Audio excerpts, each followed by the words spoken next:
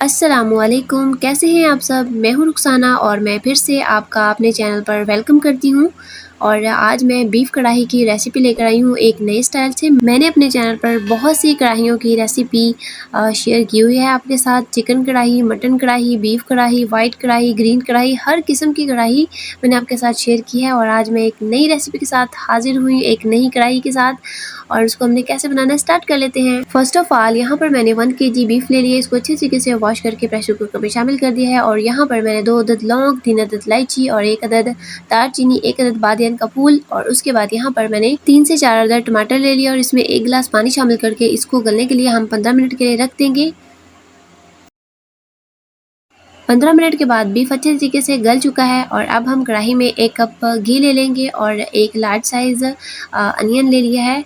और इसको मैं इसी ऑयल में लाइट ब्राउन कलर आने तक पकाऊंगी। कुछ ही देर के बाद हमारे प्याज जो है वो लाइट ब्राउन शेड में आ चुके हैं और अब हम 1 टेबलस्पून अदरक लहसुन का पेस्ट शामिल कर देंगे और इसका भी कलर चेंज होने तक हम इसको पकाएंगे। और अब हम इसमें लाल मिर्च का पेस्ट शामिल करेंगे। इसमें हमने लहसुन और नमक डालकर इसको अच्छे तरीके से इसका पेस्ट बना लिया है।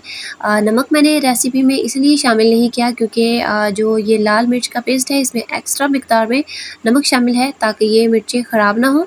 अगर आप अपने घर में बनाते हैं तो आप इसमें एक्स्ट्रा नमक शामिल ज़रूर करें ताकि जो मिर्चें हैं वो देर तक चल सकें। तो मैंने मिर्ची शामिल करके उसमें थोड़ा सा पानी लगा के उनको थोड़ा सा भून लिया था और अब मैं इसमें बीफ शामिल कर रही हूँ। इस स्टेज पर हम फ्लेम को थोड़ा सा हाई कर देंगे और अब इसमें जो मसाले जाएंगे वो देख लेते हैं।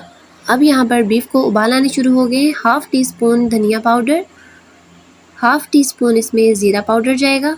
फ्रेश धनिया और अदरक इसमें शामिल करेंगे और अब हम इसको मिक्स कर लेते हैं। मिक्स करने के बाद 2 अदद हरी मिर्ची इसमें शामिल कर देंगे। हरी मिर्चों का एक अलग टेस्ट होता है। और अब हमें इसको भूनते हुए थोड़ी देर हो चुकी है और अब हम इसमें कढ़ाई गोश्त मसाला शामिल कर देते हैं। किसी भी ब्रांड का कर सकते हैं। 1 टेबलस्पून मैंने इसमें कढ़ाई गोश्त मसाला शामिल कर दिया है।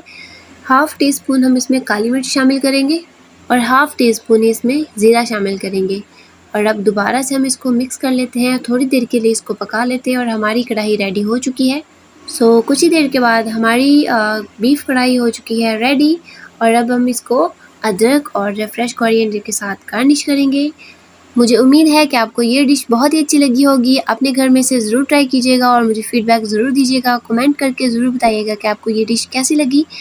इसी के साथ मुझे दीजिए इजाज़त। मिलते हैं एक नई और यूनिक रेसिपी के साथ। Thanks for watching.